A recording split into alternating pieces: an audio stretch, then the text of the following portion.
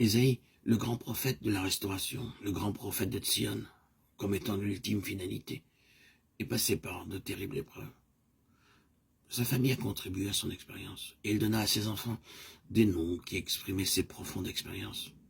Voici, moi et les enfants que l'Éternel m'a donnés, nous sommes des signes ou témoignages et des présages en Israël, de la part de l'Éternel des armées, qui habite sur la montagne de Sion. Ésaïe 8, 18. Même sa famille fut introduite dans de profondes et terribles expériences par lesquelles il passait, parce qu'il était prophète non seulement pour les nations, mais spécialement de Sion. Voyez la place occupée par Sion dans la deuxième partie de ses prophéties. Sion devait avoir une plus grande valeur pour le Seigneur en constituant le caractère représentatif de sa pensée, et devait parvenir à cette position dans laquelle la souveraineté du Seigneur serait quelque chose d'établi sur un solide fondement. Ce n'est pas de la doctrine, de l'enseignement, de la théorie, ni un fait historique que Jésus soit monté à la droite de Dieu.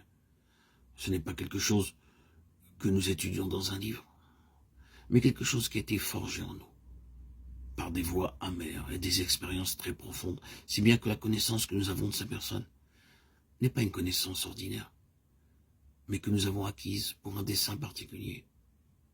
Oh, que de tentations quand nous passons par ces épreuves.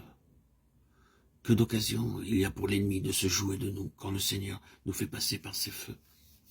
Et vous voyez, Sion n'est que la chose qui se forge dans le feu. Sion, c'est le témoignage pour Israël de l'absolue souveraineté du Seigneur Jésus.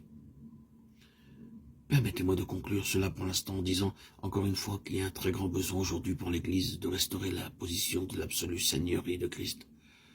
Son impact sur ce monde a très largement été perdu et la raison en est que le Seigneur Jésus n'a pas sa place comme souverain absolu. Toutes sortes de choses ont pris la place de la souveraineté absolue de Jésus-Christ, c'est-à-dire du gouvernement absolu. Conseil, comité, ou tout ce que vous voudrez occupe la place, au lieu de son gouvernement exclusif.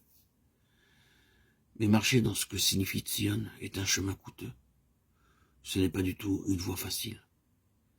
C'est pourquoi il y a souvent eu des abandons et des choses plus faciles ont été mises à la place. Il n'est pas facile de s'attendre au Seigneur, d'être gouverné entièrement par le Saint-Esprit. C'est une voie difficile. Et vous serez mis de côté si vous mettez votre main sur les choses de Dieu. À l'exemple de Saül, l'homme de la chair, vous serez rejeté par le Seigneur.